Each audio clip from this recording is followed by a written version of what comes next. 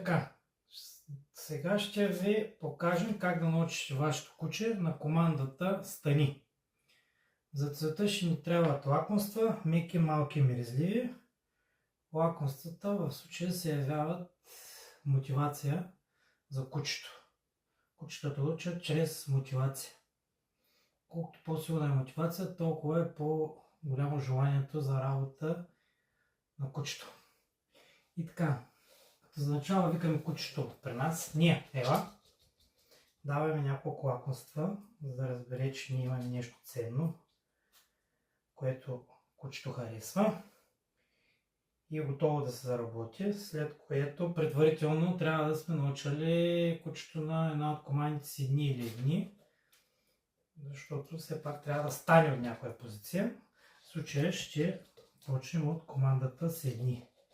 Слагаме лакомство от цунката на кученцето и започнем движението на ръката напред и леко нагоре, докато видим, че се изправят за малко. В началото е достатъчно да се изправят задните крачета малко и даваме наградата.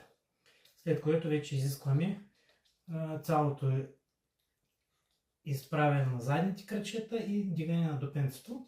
Това се постига като ръката, водещата ръка, която държа лакомството.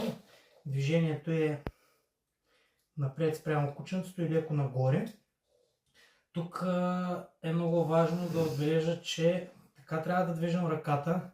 Първо тя трябва да върви плавно и да не тръгва много напред спрямо кученцето, за да го принуждаваме да прави крачка с предните лапички. Тоест, трябва да задържим така лакомството, че да не мърдат предните лапички, а просто само е достатъчно, за да може да дигне допенцето и да изправи задните крачета, за да не се получава стъпка напред.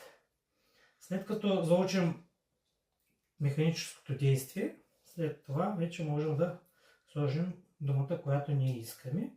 Думата се слага в началото веднага с действието на кученцето. Стани и даваме лакомство.